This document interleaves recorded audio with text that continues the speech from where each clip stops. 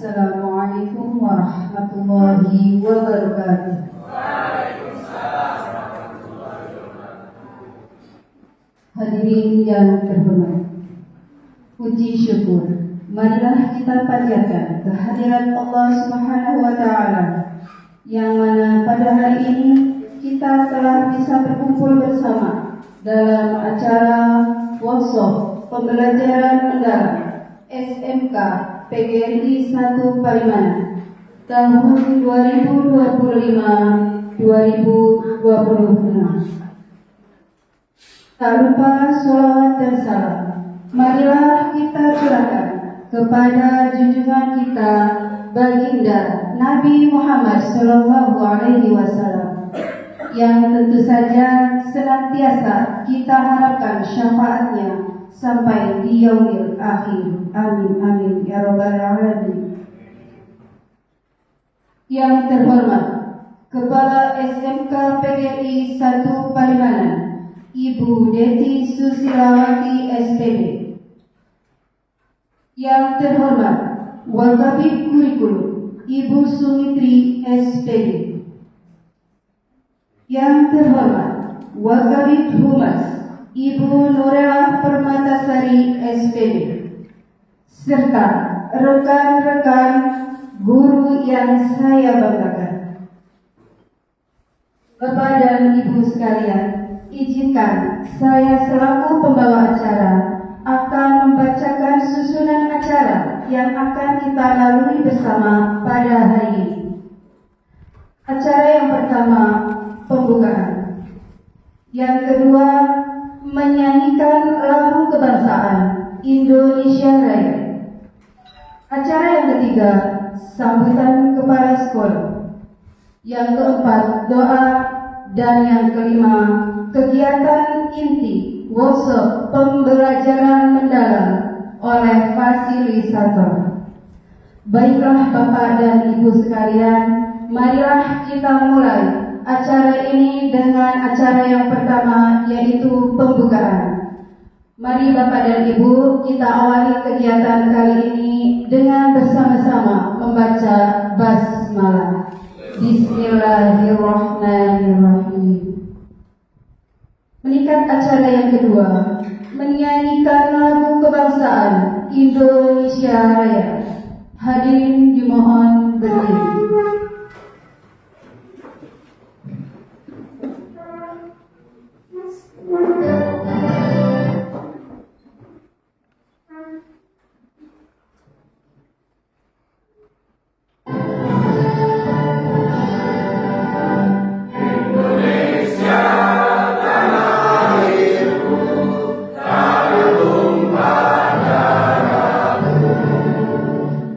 Hadirin disilakan duduk kembali.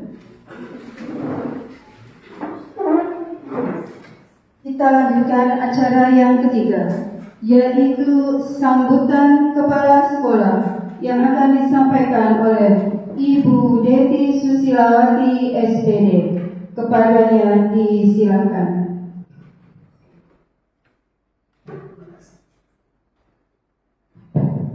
Bismillahirrahmanirrahim. Assalamualaikum warahmatullahi wabarakatuh.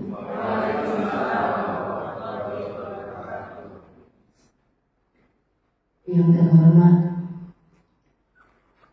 sebelah kanan saya Ibu Sumitri selaku Wakasikur, dan yang terhormat sebelah kiri saya Ibu Ella selaku Wakil Bidang Hubin, dan yang terhormat Pak Didi selaku Wakil Bidang Prasarana, dan yang satu lagi kita doakan Pak Sukardi selaku Wakasek Kesiswaan itu semoga syafaqah untuk Pak Sukardi yang sudah kemarin menjalankan operasi.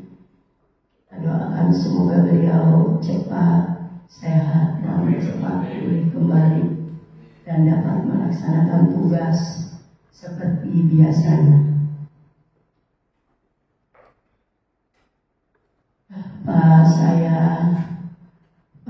akan kehadirat Allah. Saya lupa jadinya tidak menyapa Bapak Ibu. Yang saya banggakan peserta BIMTEK untuk workshop pembelajaran mendalam. Apa sih yang dimaksud dengan pembelajaran mendalam? Mari nanti ada fasilitator yang akan menerangkan, menjelaskan biar Bapak Ibu semua paham. Yang kemarin sudah mengikuti BIMTEK ya, atau sosialisasi dalam pembelajaran mendalam yang dengan 10 sekolah dilaksanakan kegiatan minggu di sini. Dan untuk Bu Ella mewakili saya, ya itu saja. Saya ingin wabillahi taufiq. Assalamualaikum warahmatullahi wabarakatuh.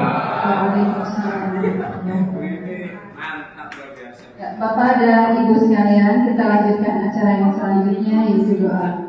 Sebagai ungkapan syukur atas berkat rahmat Allah dan demi kelancaran acara kita hari ini, marilah kita bersama-sama memanjatkan doa yang akan dipimpin oleh Bapak Dade Nurdin SPD.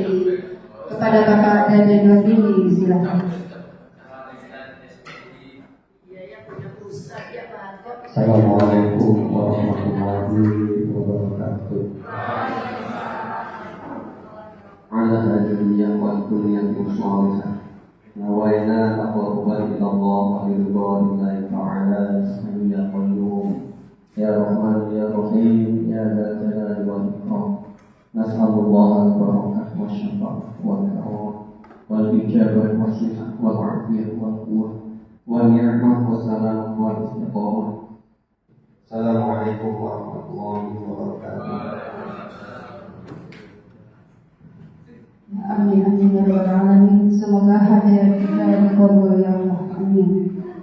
Meningkat acara yang terakhir, yaitu kegiatan inti workshop pembelajaran mendalam tahun 2025-2026 yang akan disampaikan oleh fasilitator yang pertama, yaitu Ibu Nurullah Permatasari SPD, dilanjutkan oleh Bapak Adiluhung Pikatan Eskom, dan yang ketiga dari fasilitator Ibu Ersanti SPD, dilanjut yang keempat oleh Ibu Irma Maulidia SPD, dan yang terakhir oleh Ibu Nida Atika Eskom. Bapak dan Ibu sekalian, untuk menjaga ketertiban acara, dimohon kepada seluruh peserta untuk menonaktifkan ponsel atau mematikan suara ponsel agar tidak mengganggu jalannya acara. Demikian acara ini akan kita ikuti bersama. Saya sebagai pembawa acara pamit undur diri. Mohon maaf apabila ada kesalahan. Billahi taufiq wal hidayah. Wassalamualaikum warahmatullahi wabarakatuh.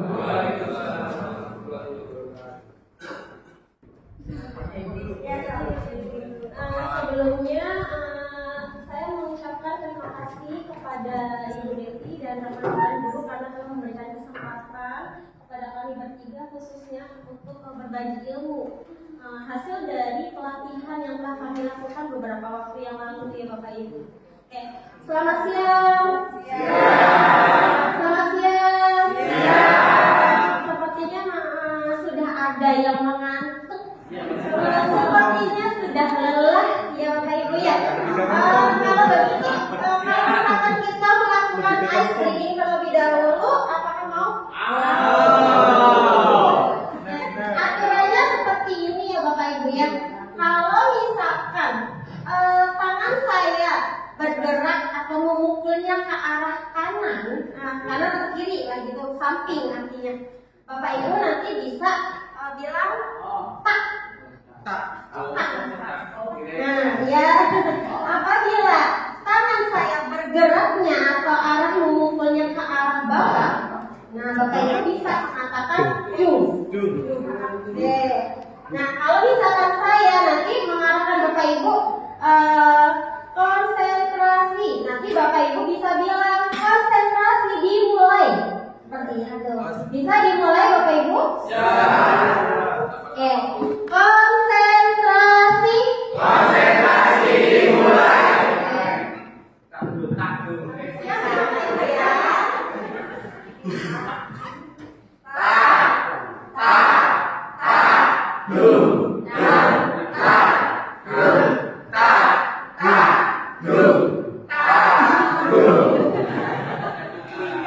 Sudah bagus semuanya. Oke, kalau begitu kita pertama saja ya, pertama dalam artian ada aturan mainnya juga. Kalau saya bilang salam pagi, artinya bentuknya hanya satu kali. Kalau selamat malam, sudah ada. Selamat siang, dua kali. Kalau saya bilang selamat sore, tiga kali. Jadi ingat, pagi satu, Siang 2, sore 3. malam siang. Selamat sore.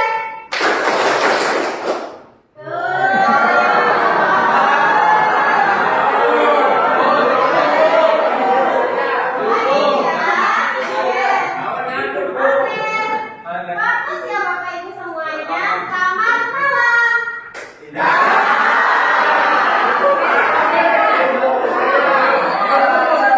Pagi, tolong fokus ya. Lagi ya. Selamat pagi. Selamat sore. Selamat malam.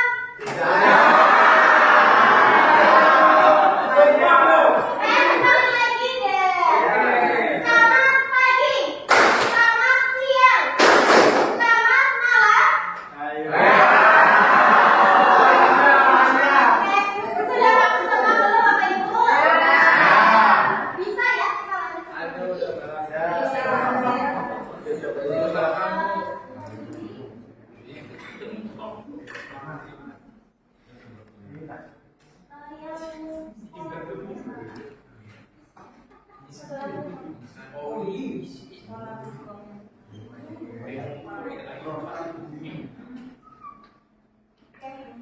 Bapak Ibu semuanya, di sini saya akan memberikan sedikit ilmu kepada Bapak Ibu semua mengenai pola pikir bertumbuh dan pembelajaran mendalam yang sesuai dengan workshop kita hari ini. Gitu. Nah, konsep pola pikir bertumbuh. Sebelum kita masuk ke ranah konsep pola pikir bertumbuh, sebelumnya Bapak Ibu ada yang tahu tidak sih apa yang dimaksud dengan pola pikir? Pola pikir itu cara berpikir, Bu. Cara berpikir tadi. Ya, jadi Bapak Ibu yang sudah disampaikan sama Pak Harjo bahwa yang dinamakan pola pikir itu betul cara seseorang untuk berpikir dan menilai dunia nyata yang meliputi apa? Meliputi sebuah keyakinan, sikap, cara memandang diri sendiri, cara memandang orang lain, juga tentunya cara memandang situasi sekitar. Itu dinamakan pola pikir. Kita masuk pada konsep pola pikir bertumbuh. Di dalam konsep pola pikir bertumbuh itu ada 3 konsepnya Bapak Ibu. Yang pertama adalah pola pikir, kemudian yang kedua adalah tindakan, dan yang ketiga adalah hasil. Keterkaitan dari ketiga konsep tersebut itu apa? Yaitu pola pikir akan mendikte sebuah tindakan yang nantinya akan menghasilkan sesuatu yang kita inginkan, yang sesuai dengan kita harapkan. Itu yang dinamakan konsep pola pikir bertumbuh, Bapak Ibu.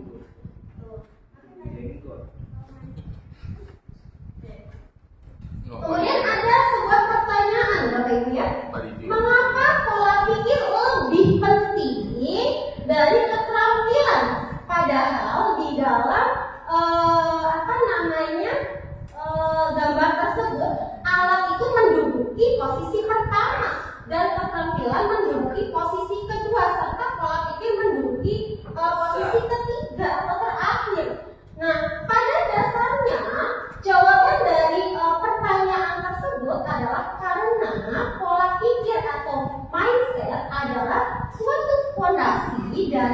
keterampilan atau skill set dan alat atau tool set, Bapak Ibu. Jadi alat dan keterampilan itu hanya mengikuti. Yang paling utama itu adalah pola pikir itu sendiri. Itu bisa dipahami Bapak Ibu ya. Tadi di mudah-mudahan Pak Haji bisa ya. Izin ya Bapak Ibu, kita bisa lanjut lagi ya.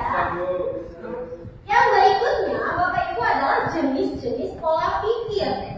Nah, di dalam pola pikir sendiri ternyata ada jenisnya ya Bapak Ibu ya.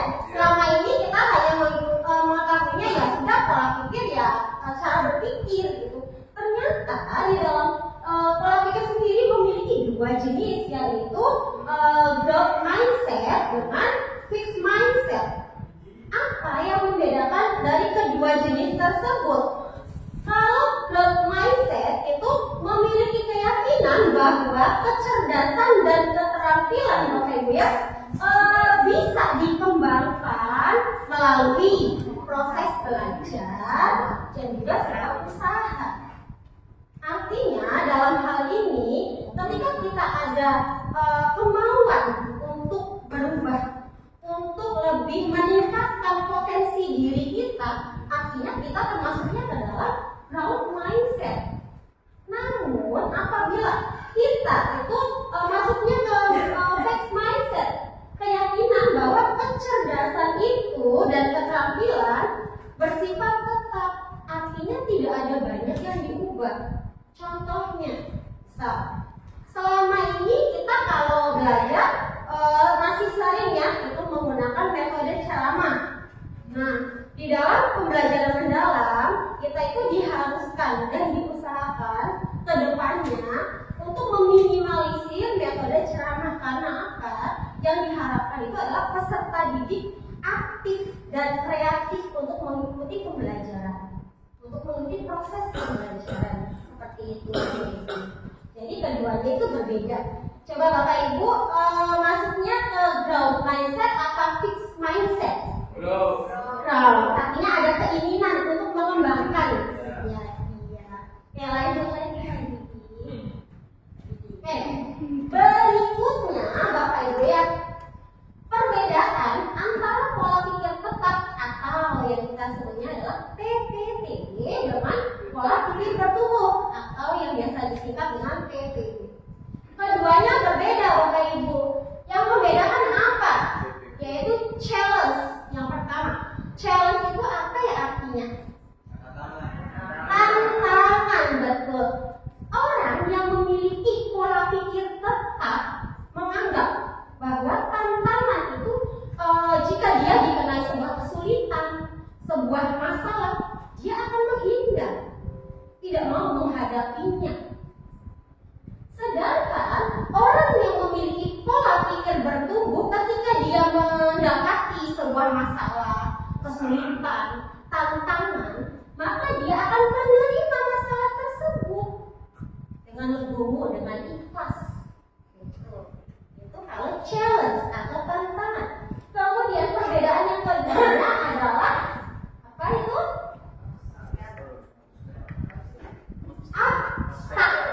Obstacle. Obstacle itu apa? Sebuah rintangan. Ya, obstacle. Nah, seseorang yang memiliki pola pikir tetap, ketika dia mendapati sebuah rintangan, dia akan mudah menyerah.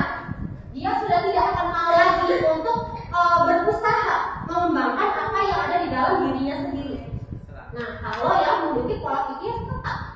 Sedangkan seorang yang memiliki pola pikir bertumbuh, apabila dia itu mendapatkan sebuah rintangan, maka dia akan tetap bertahan dan mencari solusinya, mencari jalan keluarnya. Kemudian perbedaan yang ketiga adalah effort. Apa itu effort? Usaha. Usaha yang bagaimana? Usaha jika dia memiliki pola pikir tetap, maka ketika dia melakukan sebuah perubahan, dia akan menganggap bahwa usahanya itu mubazir, sia-sia. Sedangkan orang yang memiliki pola ketika dia itu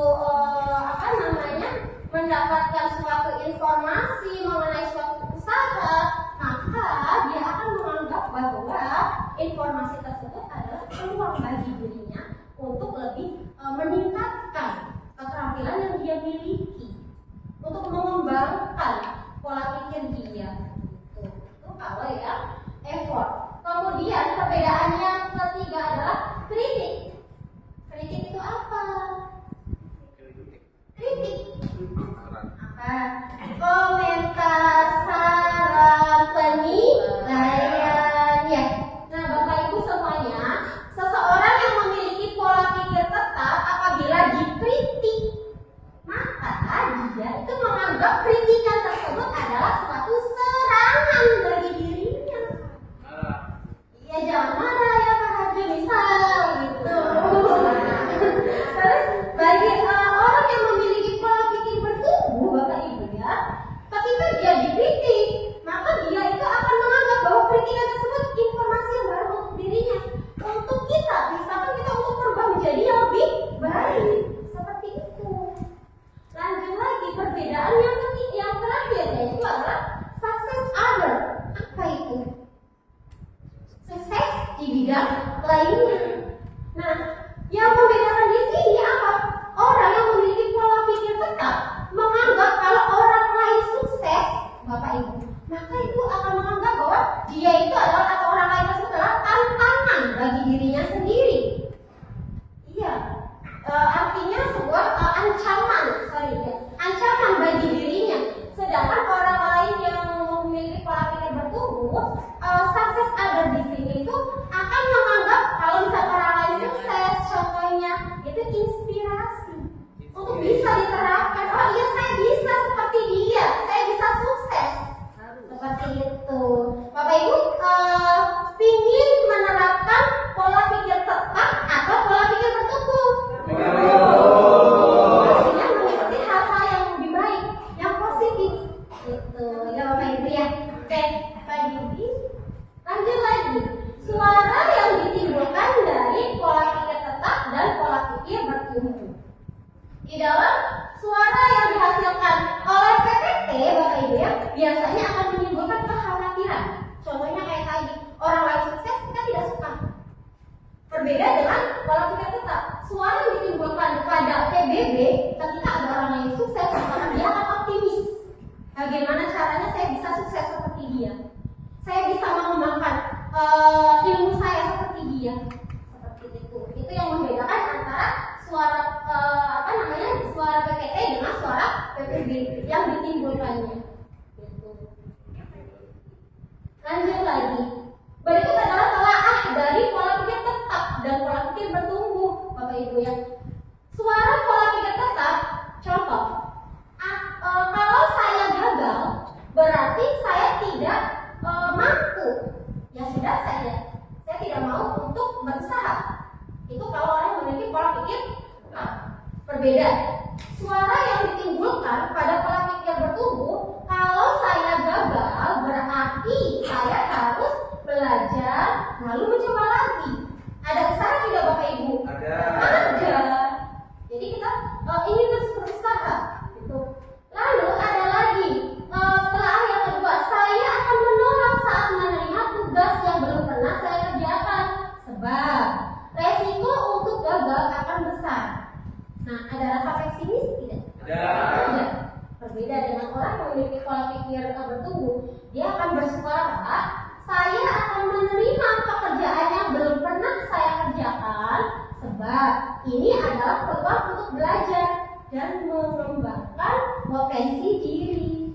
Sama halnya kayak kita di sini. Kita di sini sedang melaksanakan workshop. Artinya kita sedang meningkatkan, mengembangkan potensi yang ada di dalam diri kita. Itu Bapak Ibu. Lanjut lagi, suara yang ketiga. Suara PPT, kesalahan menunjukkan kelemahan saya sehingga harus dihindari demi menjaga nama baik saya. Artinya ada pesimis lagi. Kemudian suara pola pikir bertumbuh, dia akan menyuarakan bahwa kesalahan merupakan sebuah proses belajar dan peluang untuk meningkatkan potensi diri. Ya. Oke. Lanjut lagi ya Bapak Ibu ya. Oke, Pak Didi. Nah, di sini ada sebuah pertanyaan Bapak Ibu ya. Bagaimana proses untuk mengintervensi pola pikir? Ada yang tahu tidak Bapak Ibu? Intervensi itu apa? Mempengaruhi. Mempengaruhi, apalagi? Tindakan campur tangan. Tindakan campur tangan. Artinya Bapak Ibu, sekarang saya ingin bertanya kepada Bapak Ibu semuanya ya.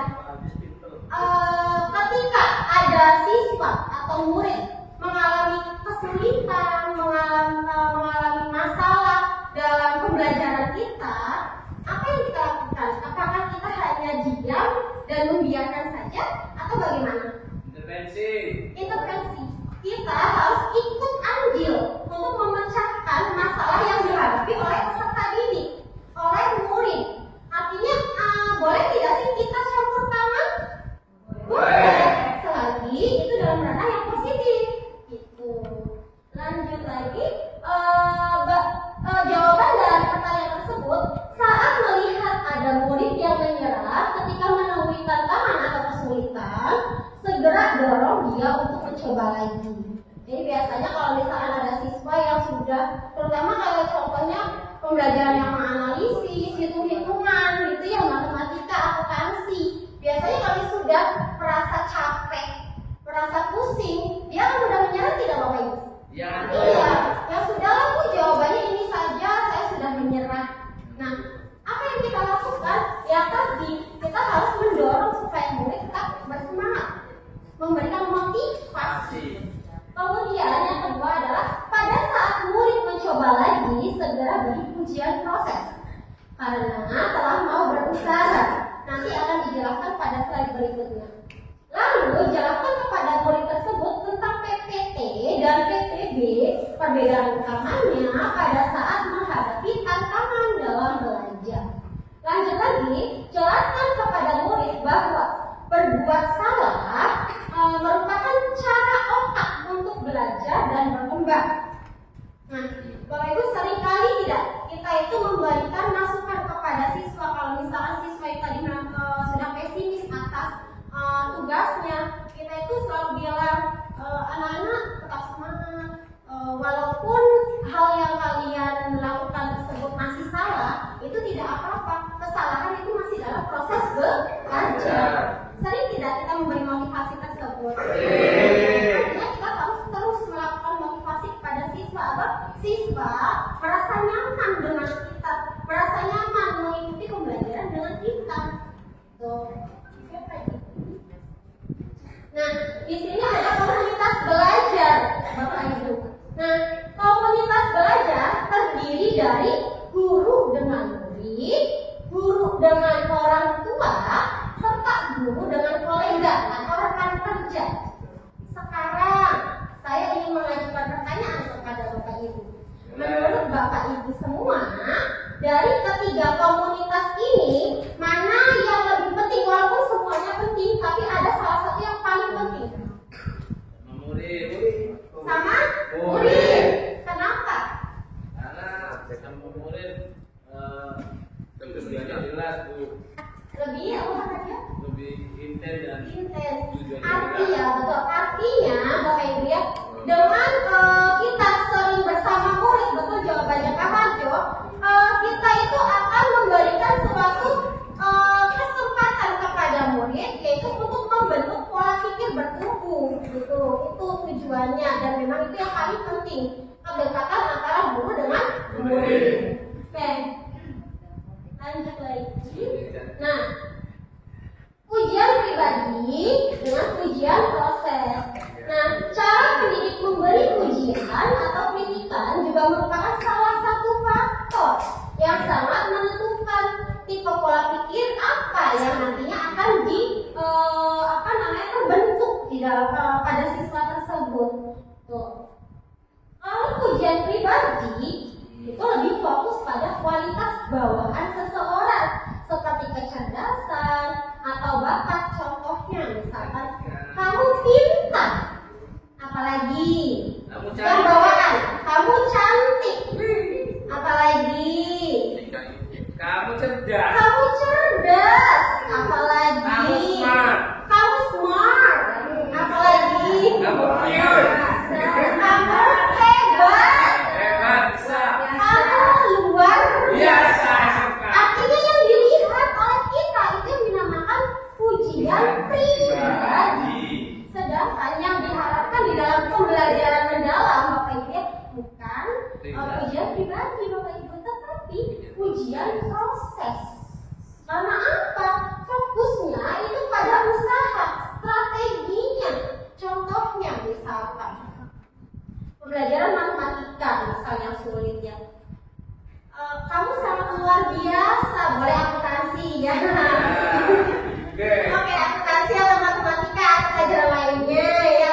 Nah, apabila misal siswa sulit untuk menentukan jawabannya, kita beri motivasi atau pujian. Kamu sangat luar biasa karena kamu telah menemukan rumus yang terbaik selama ibu mengajar atau yang lainnya. Artinya ada yang membuat perasaan peserta didik itu merasa senang, merasa bangga,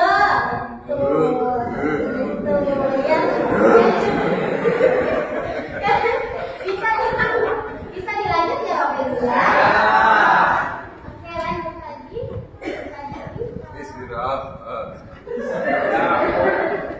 Nah, kalau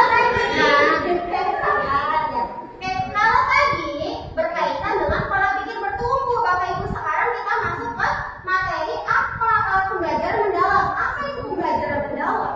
Jadi yang dinamakan pembelajaran mendalam itu adalah pendekatan pembelajaran yang berfokus pada pengalaman belajar yang berkesadaran, bermakna, serta menggembirakan. Dalam hal ini artinya selama ini kalau pembelajaran mendalam kan baru diterapkan ya Bapak Ibu ya. Kita pernah sempat salah paham atau salah kaprah. Kita menganggap bahwa yang dinamakan pembelajaran mendalam atau deep learning itu adalah suatu kurikulum. Ya tidak Bapak Ibu. Tetapi pada kenyataannya yang dinamakan pembelajaran mendalam atau deep learning itu adalah suatu strategi, suatu pendekatan yang kita kita gunakan untuk proses pembelajaran di kelas. Kayak tadi. Nah, tujuan pembelajaran mendalam itu ada beberapa poin. Yang pertama adalah untuk membentuk pelajar yang beriman dan bertakwa kepada Tuhan yang Maha Esa. Yang kedua adalah untuk mengembangkan kemampuan berpikir kritis dan kreatif. Dan yang ketiga adalah untuk menumbuhkan kemandirian dan kolaborasi. Yang keempat adalah untuk meningkatkan kesadaran kewargaan dan kesehatan. Dan yang terakhir adalah untuk mampu berkomunikasi secara efektif. Artinya supaya peserta didik itu pada intinya turut aktif dalam proses pembelajarannya kita. Jangan selama ini kan kita feedbacknya belum ada ya. Seringnya itu peserta didik hanya beberapa di dalam satu kelas yang fokus pada pembelajarannya kita. Nah, mulai dari sekarang PR-nya kita semua bagaimana caranya menerapkan strategi yang baik agar peserta didik semuanya turut aktif di dalam proses pembelajaran kita. Itu PR-nya kita. Kemudian, sekarang masuk ke kerangka kerja. Nah, kerangka kerja sendiri terbagi menjadi 4 elemen, Bapak Ibu ya. Yang pertama adalah dimensi profil lulusan. Dimensi profil lulusan itu mencakup keimanan dan ketakwaan terhadap Tuhan yang Maha Esa. Yang kedua adalah kewargaan, kreativitas, penalaran kritis, kolaborasi, kemandirian, kesehatan, dan komunikasi. Sedangkan di dalam pengalaman belajar itu merupakan sebuah proses yang dialami murid berkaitan dengan suatu pemahaman, pengaplikasian, serta bagaimana orang tersebut atau siswa merefleksikan hasil dari proses pembelajaran.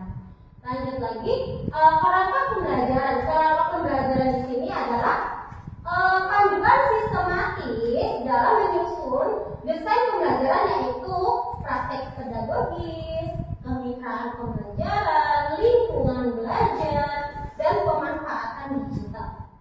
Kemudian yang terakhir adalah prinsip pembelajaran.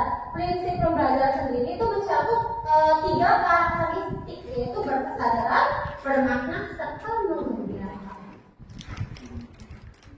Nah, kita masuk ke prinsip pembelajaran, Bapak Ibu ya.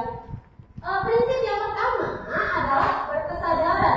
Artinya di sini itu pembelajaran tidak hanya melibatkan pemahaman informasi, tetapi juga bagaimana cara individu untuk terlibat sepenuhnya tuh mengenai secara fisik maupun mental mengenai proses pembelajaran. Kemudian ada prinsip yang kedua mengenai bermakna, yaitu pengalaman belajar yang terkait dengan pengalaman sebelumnya dan bermanfaat dalam konteks baru berhubungan dengan pembelajaran dunia nyata dan mendukung pembelajaran seumur hidup. Contohnya kayak tadi yang sudah disampaikan oleh Pak Aji ya.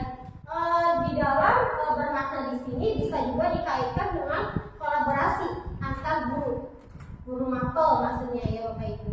Contohnya kayak misalnya contoh pembelajaran saya bahasa Indonesia materi teks prosedur. Apakah bisa dikaitkan dengan jurusan TKJ mengenai materi prosedur? Bisa. Contohnya misalkan mungkin prosedur merakit komputer. Ya tidak Bapak Ibu. Kalau misalkan contoh lainnya akuntansi bisa ya. Prosedur mengelola kas kecil. Contoh mengelola jurnal. Nah untuk matematika dan lainnya artinya dikolaborasikan sesuai dengan materi yang dibutuhkan. Lanjut lagi menggembirakan. Lingkungan belajar yang interaktif mencakup aktivitas yang menarik, memotivasi, menginspirasi untuk mencapai keberhasilan belajar. Kayak tadi di awal, saya bertanya, selamat siang Bapak Ibu. Ya. Nah, itu artinya saya sedang menyapa Bapak Ibu. Tujuannya untuk apa? Agar fokusnya Ibu atau Bapak terarah pada saya, pada guru yang sedang di depan. Jadi tidak ada siswa yang sibuk sendiri entah mainan HP, entah ngobrol. Nah, selain itu tadi melalui sapaan ada lagi melalui ice breaking. Ice breaking itu apa sih Bapak Ibu? Ya tadi contohnya melakukan sebuah permainan singkat ya. Supaya apa? Siswa lebih fokus dan semangat. Jadi pembelajaran itu jangan hanya yang menulis, mencatat kemudian mempresentasikan sudah. Jangan. Di dalam pembelajaran mendalam itu harus interaktif.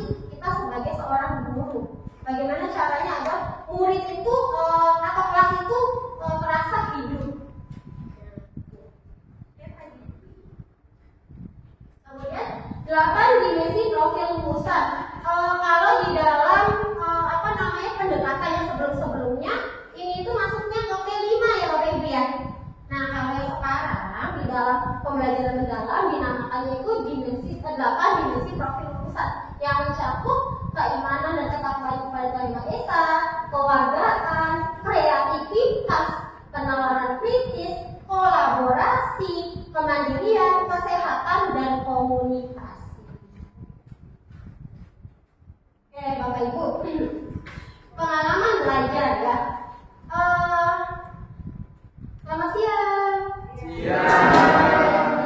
Masih fokus? Masih. Oke, Bapak Ibu semuanya, saya ingin bertanya, selama ini yang Bapak Ibu ketahui itu apakah hanya taksonomi belum saja mengenai ranah pembelajaran? Selain dari taksonomi belum, apalagi ada yang pernah tahu tidak? Ya, nah pada dasarnya Bapak Ibu setelah kami mengikuti pelatihan sebelum beberapa waktu yang lalu gitu, kami ternyata menjadi tahu bahwa ketika kita menentukan ranah kognitif, afektif maupun psikomotor, ternyata tidak hanya kita menggunakan taksonomi belum saja Bapak Ibu, tetapi bisa juga namanya taksonomi solo. Ini sebenarnya bukan hal yang baru, tetapi kita baru mengetahuinya seperti itu. Nah, sebenarnya pada dasarnya sama untuk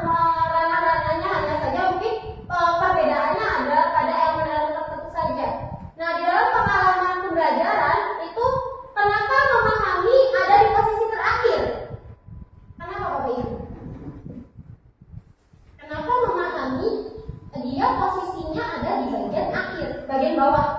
Kenapa tidak yang di atas? Karena dengan memahami kita bisa menyimpulkan dari atas sampai selesai dulu. Ya, betul.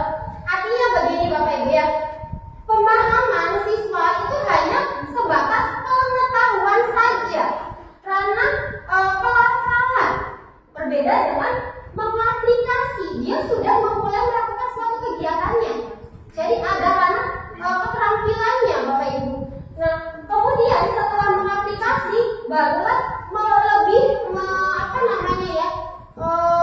meningkatkan lagi hasil dari ide yang didapatkan. Itu yang namanya merefleksi. Hasilnya apa yang didapatkan gitu. Nah, kalau memahami masuknya ke C berapa ya Bapak Ibu? Karena memahami C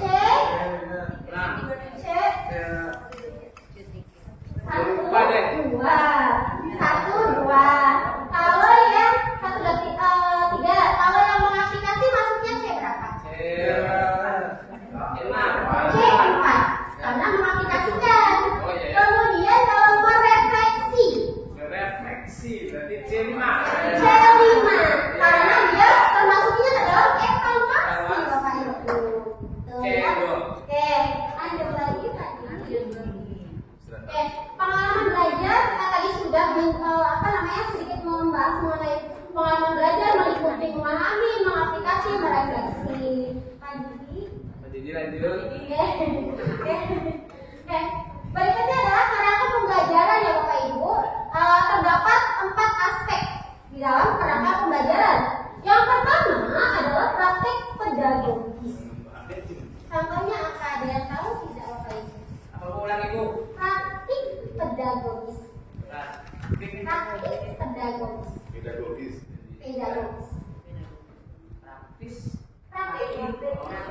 Contohnya apa ya? Secara kayak kita dalam proses pembelajaran saja. Terutama bagi guru. Lakukan workshop. Apalagi kalau untuk proses kegiatan di kelasnya. Memberikan tugas. Apa Ibu juga belajar kelompok. Nah, artinya begini, lebih ranahnya lebih mengarah pada bagaimana cara guru itu untuk menentukan strategi, model pembelajaran. Nah, itu bagaimana cara kita untuk menentukan beberapa aspek tersebut. Itu termasuknya adalah praktek pedagogik. Pendekatan ya. Lanjut lagi ya. Lingkungan pembelajaran. Nah, lingkungan belajar di sini Bapak Ibu ya, lingkungan pembelajaran menekankan pada integrasi antara ruang fisik, ruang virtual, dan budaya belajar untuk mendukung pembelajaran mendalam. Artinya, misal kayak contohnya Ibu Rini ya. Ibu Rini kan mengajar mengenai bisnis daring ya, Bu Rini ya, pemasaran ya.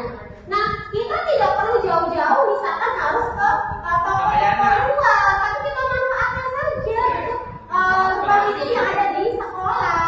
Itu maksudnya. Itu yang dimaksud dengan lingkungan pembelajaran. Lanjut lagi kemitraan belajar. Kemitraan belajar di sini itu merujuk pada hubungannya dinamis antara pendidik, murid, orang tua, dan komunitas belajar. Artinya kayak yang tadi saya sudah menyampaikan, misal guru bahasa Indonesia bisa berkolaborasi dengan guru jurusan lain. Matematika bisa berkolaborasi dengan misal penjas atau yang lainnya, misal kecepatan ya kan, termasuk kan Bapak Ibu ya. Gitu. Oke, lanjut lagi. Oh ya, pemanfaatan digital.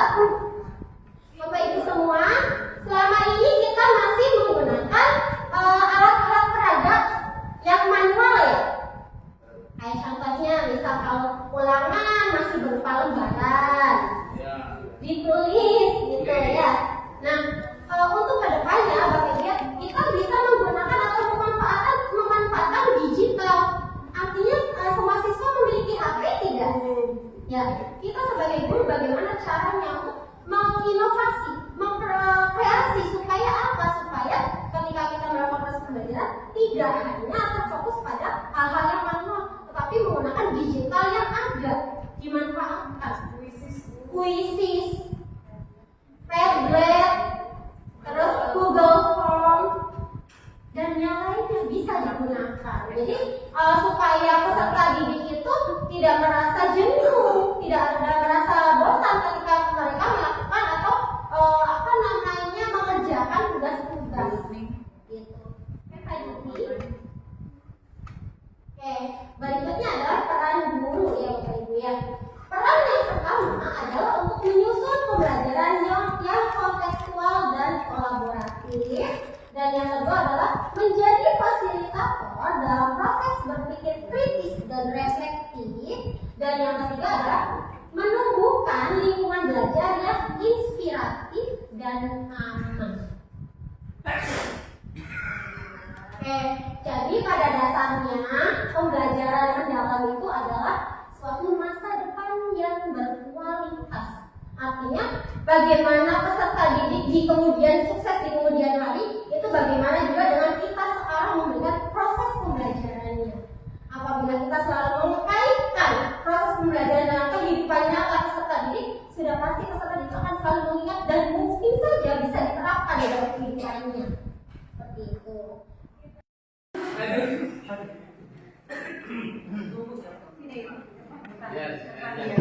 Ketika pola pikir bertumbuh itu, anak ketika melakukan hal yang positif, contohnya itu kan tadi saja Bu Elsa menyampaikan materi itu kan menjadi inspirasi, bukan yang iri gitu kan ya. Kalau yang pola pikir tidak bertumbuh, tetap itu kan melihat Bu Elsa yang bagus itu kan mungkin iri. Nah tapi kalau yang bertumbuh itu kan malah jadi inspirasi gitu ya. Di anak tuh ada malah dikasih inspirasi itu tumbuhnya yang negatif. Pola pikir apa bertumbuh ya?